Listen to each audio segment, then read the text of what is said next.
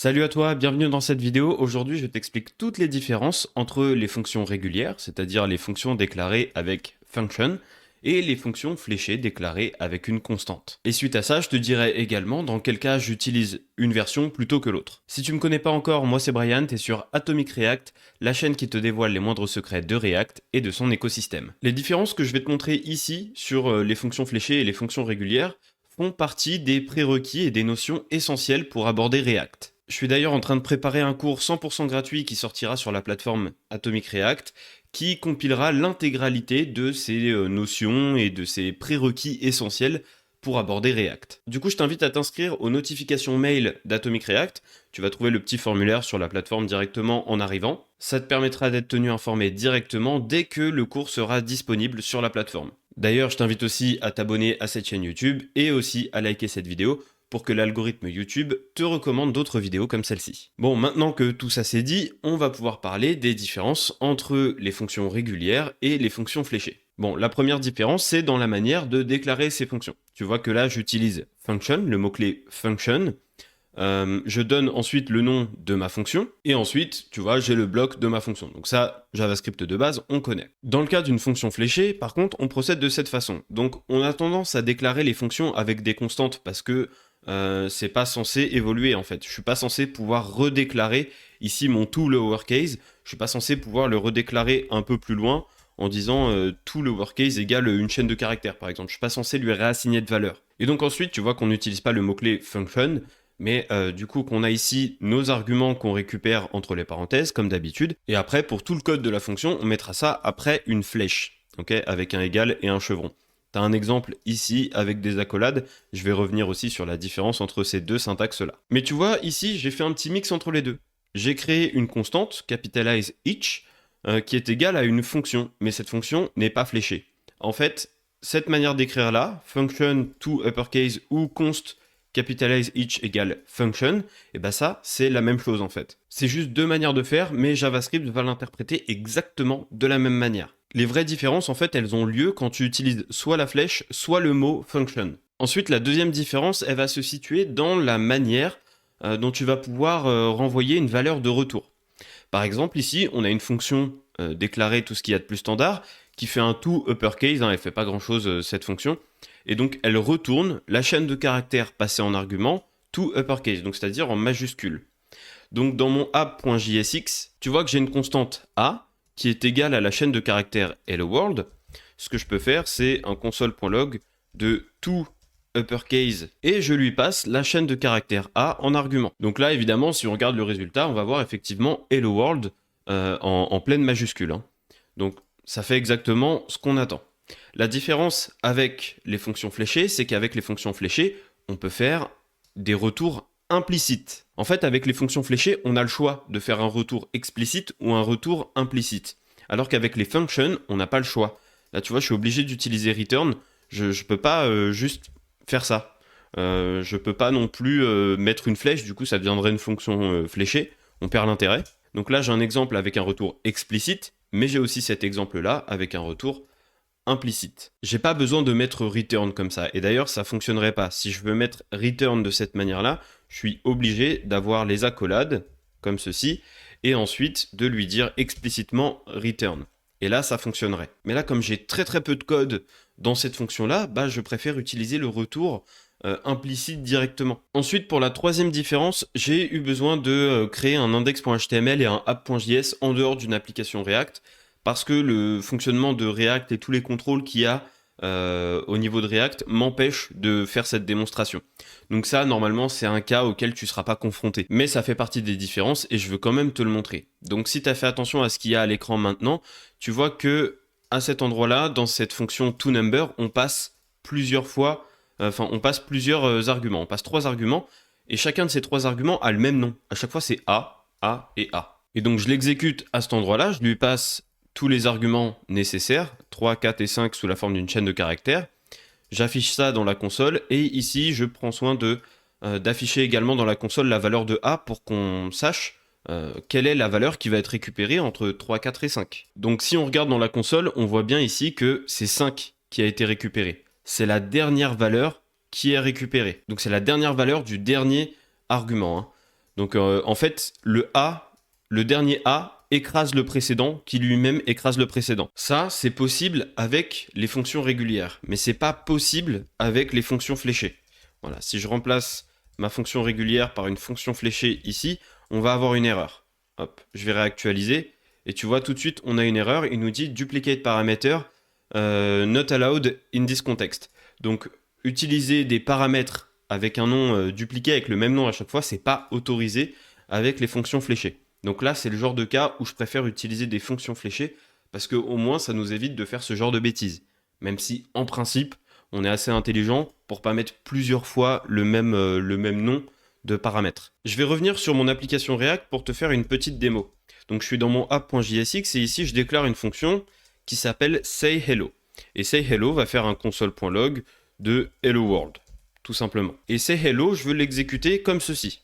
Je l'exécute directement dans mon composant. Et donc si on retourne dans notre navigateur, on voit Hello World dans la console, c'est normal, c'est le comportement attendu, ça, on sait que ça fait ça. Seulement le truc ici, c'est que j'exécute sayHello avant que la fonction sayHello ne soit déclarée. Je l'utilise avant qu'elle soit déclarée. Ça, c'est ce qu'on appelle le hoisting, ou en français le hissage.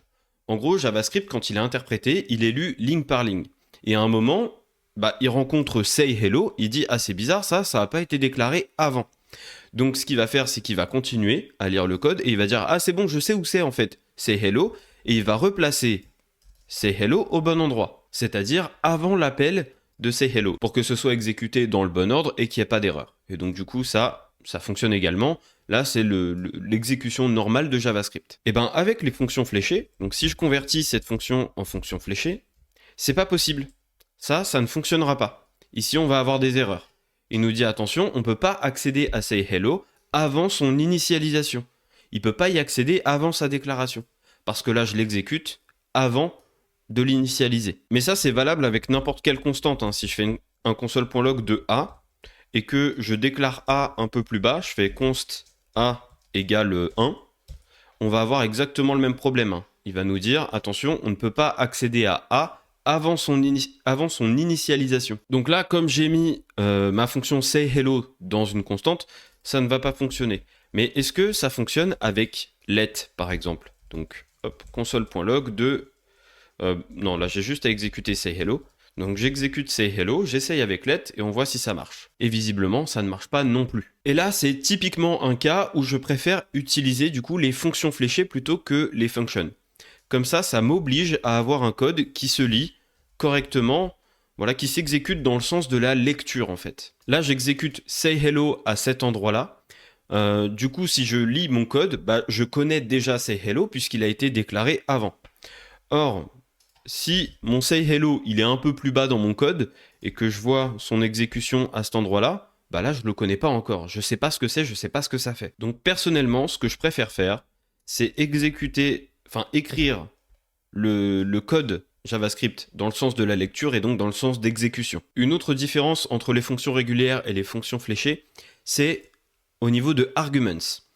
Arguments, c'est une variable un petit peu particulière, c'est une propriété un peu particulière qu'on a dans les fonctions. Donc on peut faire un console.log de arguments et tu vas voir qu'en fait ça va lister tous les arguments qui sont passés à la fonction.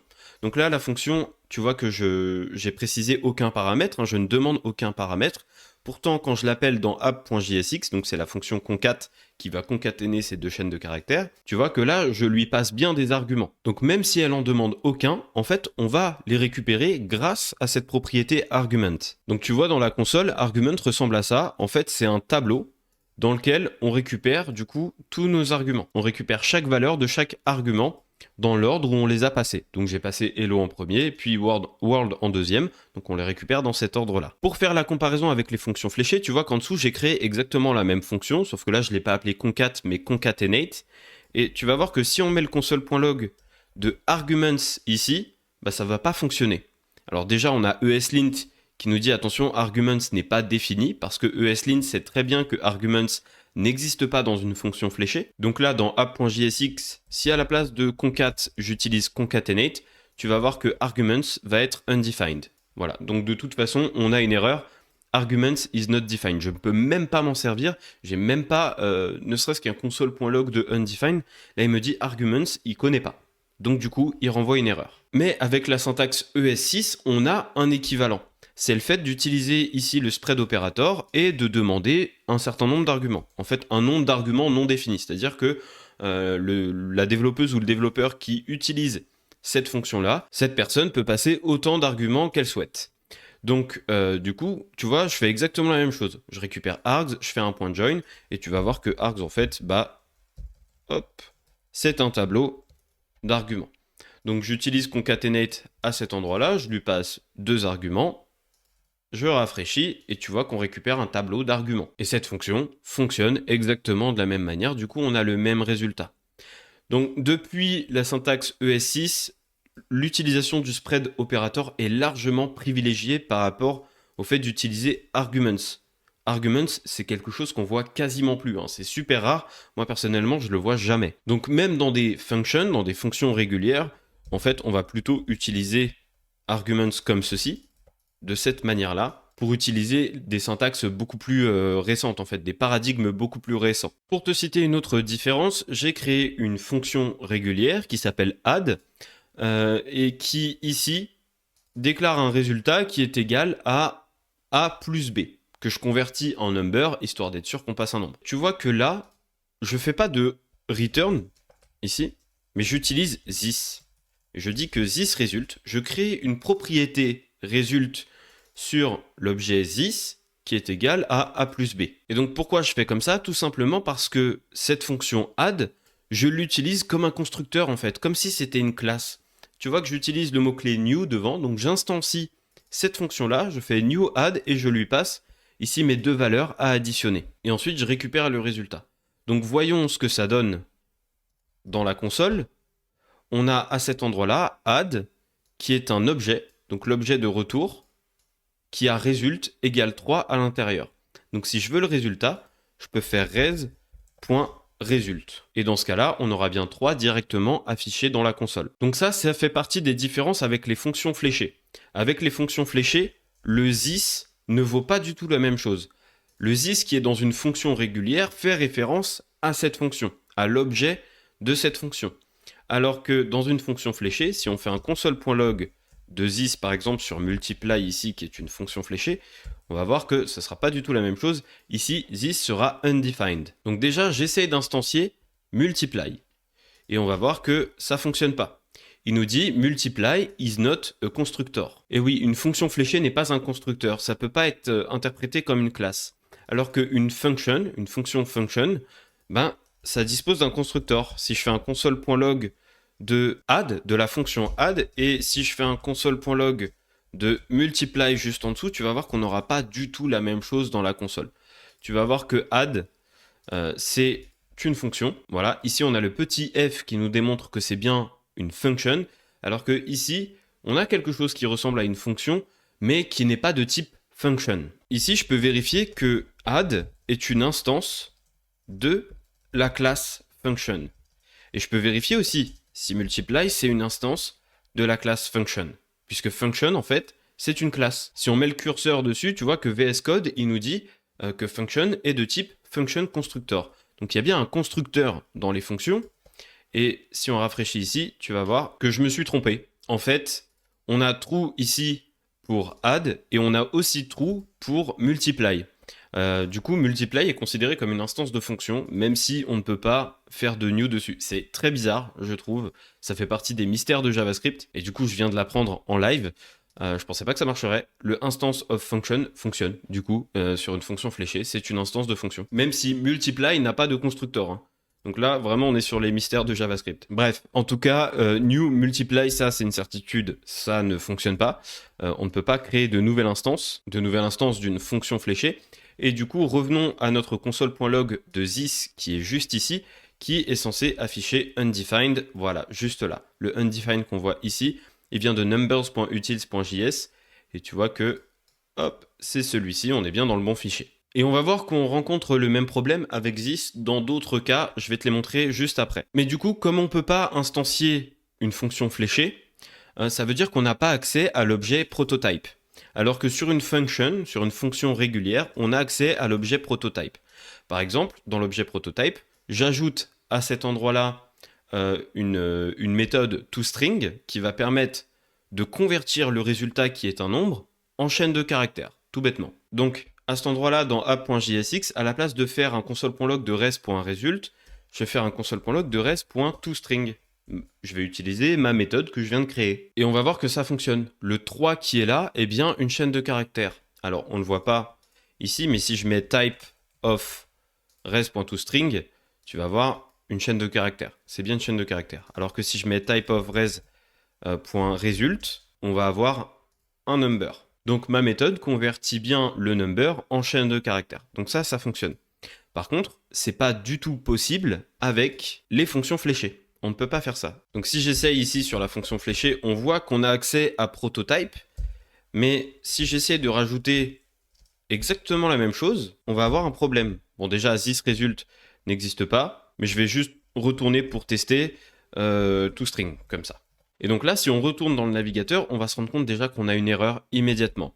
Il ne peut pas ajouter de propriété sur quelque chose d'undefined quand il essaie de placer toString. Donc là, j'ai essayé de mettre toString sur prototype. Et prototype, si on fait un console.log, tu vas voir qu'il est undefined. Console.log de multiply.prototype. Voilà, ici, on a un undefined. Prototype, il est undefined sur une fonction fléchée. Donc on ne peut pas ajouter de propriétés comme ça sur une fonction fléchée. En tout cas, de propriétés de prototype. On peut pas le faire. Mais du coup, revenons à cette histoire de this, qui est undefined sur les fonctions fléchées, mais qui est définie sur les functions. Pour ça, je vais retourner sur le petit projet que j'ai créé avec un index.html et un app.js, donc en dehors d'un projet React. Et tu vois que dans index.html, j'ai ajouté un bouton. Ce bouton a l'ID button. Et sur ce bouton, j'ai ajouté deux event listeners sur l'événement click. Sur l'un, j'ai mis une function régulière. Sur l'autre, j'ai mis une fonction fléchée. Et tu vois que j'ai fait tout simplement des console.log de this à chaque fois pour voir la différence entre les deux.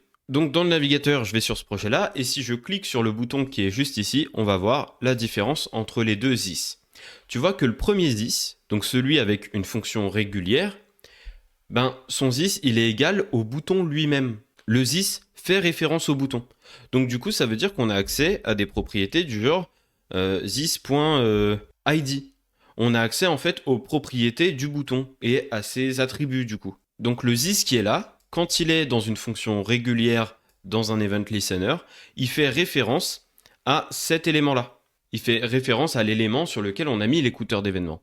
Alors que le this qui est là, dans une fonction fléchée, toujours dans un event listener, lui, il ne fait pas référence à l'élément sur lequel on a cliqué, il fait référence à window, à l'objet global window. C'est ce qu'on a vu ici dans la console.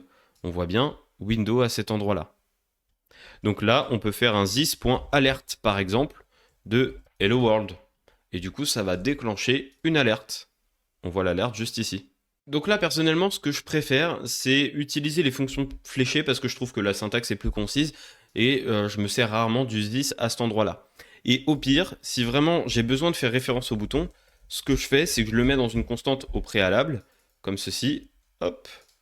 Et si j'ai besoin de faire des manipulations sur ce bouton ou d'accéder à des propriétés de ce bouton, et du coup, je peux toujours y accéder comme ceci. Voilà, btn, et du coup là je peux avoir exactement la même chose que tout à l'heure, btn.id, etc. Donc je vais plutôt procéder comme ceci parce que je trouve ça beaucoup plus clair en termes de code, en termes de lisibilité. Là je sais que btn, enfin mon point .id ici, ça fait référence à mon bouton.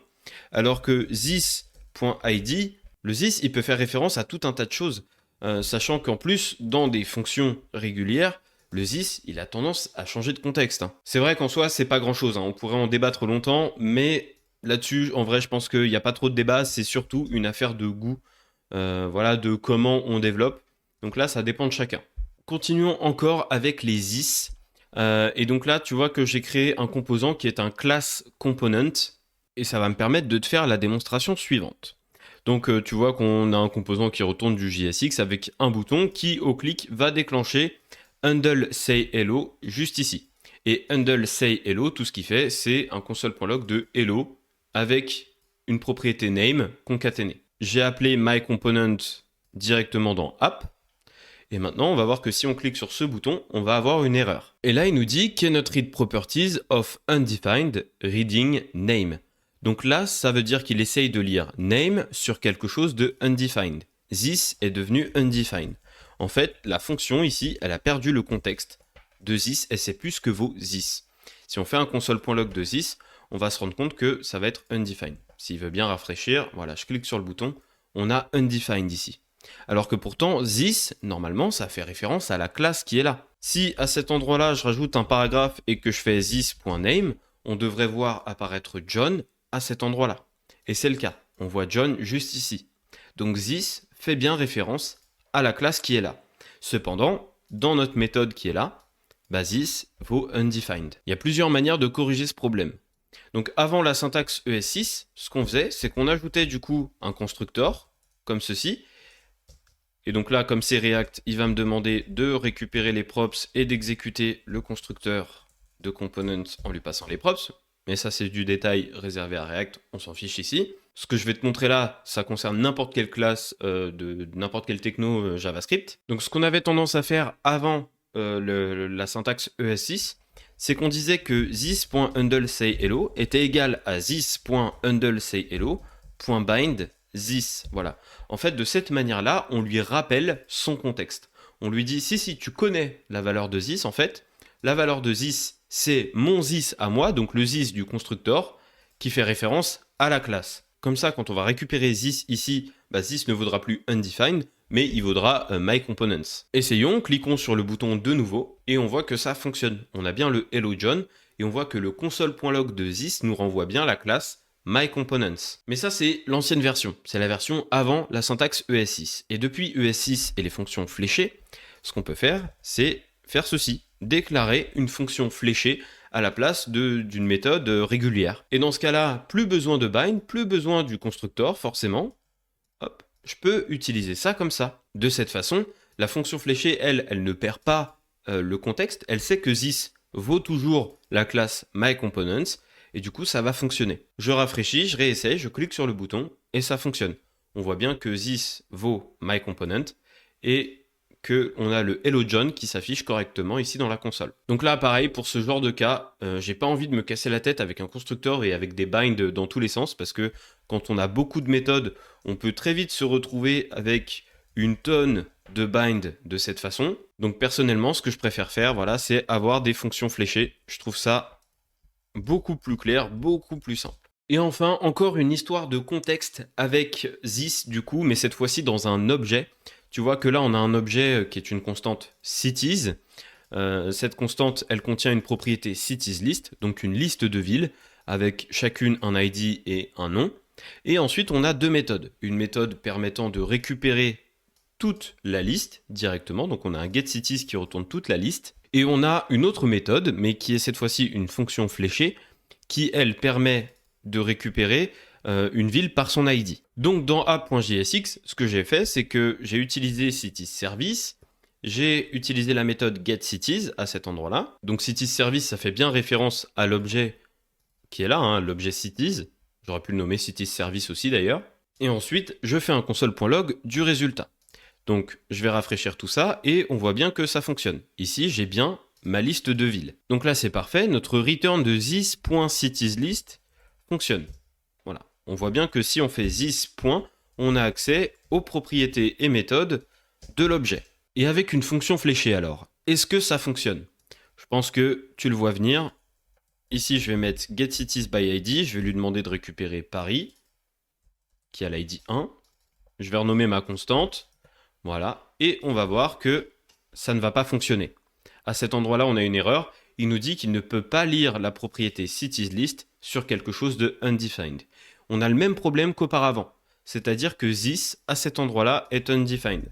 Si on fait un console.log de this, hop, je rafraîchis, on va avoir this qui vaut undefined. Donc cette fois-ci, c'est l'inverse des classes. C'est-à-dire que dans les classes, c'est la fonction régulière qui perd le contexte de this. Et dans les objets, c'est la fonction fléchée qui perd le contexte de this. Donc en fait, ça vient du fait que une fonction fléchée, elle a un contexte global. Elle hérite pas du contexte le plus proche d'elle. Elle garde le contexte global. Et là, dans ce fichier-là, son contexte global vaut this. Là où tout à l'heure, avec le Event Listener, son contexte global, c'est window. C'est le contexte de la fenêtre du navigateur. Puisque app.js, il est appelé à cet endroit-là dans le HTML, donc son contexte, c'est window. Mais là, à cet endroit-là, this, enfin son contexte global, il n'y en a pas. Donc du coup, pour cette fonction, this vaut undefined. Donc comment on fait dans une fonction fléchée pour pouvoir retrouver là, accéder à cities list et du coup retrouver la ville par rapport à l'ID? Et dans ce cas-là, je fais appel à cities directement. Comme on est à un scope plus haut, on est à un niveau plus global, à un contexte plus global, et du coup j'ai directement accès à cities à l'intérieur, que je vais d'ailleurs renommer cities service pour que ce soit un peu plus clair. Voilà, donc là on a accès directement à l'objet cities service depuis cette fonction-là, qui est une fonction fléchée. Et là tu vas voir que ça va fonctionner. Je vais rafraîchir tout ça, et ça fonctionne, on a bien récupéré Paris ici. Donc tu vois qu'en fait, il y a pas mal de différences entre les fonctions régulières et les fonctions fléchées. Toutes ces différences-là, tu n'as pas besoin de les connaître sur le bout des doigts pour développer des bonnes applications avec JavaScript, avec React, etc. Mais au moins, si tu les connais, ça te permet d'anticiper le comportement de ton code en fonction de la syntaxe que tu vas utiliser et du coup de faire des choix beaucoup plus pertinents et réfléchis. Mais je veux quand même rappeler qu'il n'y a pas de meilleure méthode. Personnellement, je priorise au maximum l'utilisation des fonctions fléchées et surtout dans le développement React. Ça me permet de maintenir l'ordre de mon code correct. J'ai pas des fonctions qui sont déclarées plus bas alors qu'elles sont exécutées plus haut. Donc dans le sens de la lecture, c'est cohérent. Ça permet d'utiliser des returns implicites. Quand on est dans des classes, et du coup, on perd pas le contexte de this. Et comme c'est assez rare pour moi d'avoir besoin de faire ce genre de choses là avec des méthodes directement dans des objets de cette façon-là, là, j'ai même pas à utiliser de fonction. Je mets pas forcément de méthode dans des objets comme ceci. Même avec Node.js, même si c'est possible de le faire, je vais plutôt utiliser d'autres patterns. Donc personnellement, je suis assez peu confronté à l'utilisation de fonctions régulières. Mais c'est vrai que quand on veut développer des librairies, par exemple, et qu'on veut ajouter des prototypes sur des fonctions, là, utiliser des fonctions régulières, c'est quand même vachement pratique. Donc en fait, ça dépend de ton cas, ça dépend de tes usages, ça dépend de ton but, de ce que tu veux faire avec ton code. Et du coup, en fonction de ce que tu veux faire, tu vas opter pour une méthode ou pour l'autre. Autrement, j'espère que cette vidéo t'a plu. Je te rappelle que tu peux t'abonner pour suivre les autres vidéos et puis liker cette vidéo si elle t'a plu. Dis-moi si toi t'es plus fonction régulière ou plus fonction fléchée. Tu me dis ça dans les commentaires. Et puis si c'est bon pour toi, c'est bon pour moi. Je te souhaite une très bonne fin de journée. Je te dis à la prochaine. Salut.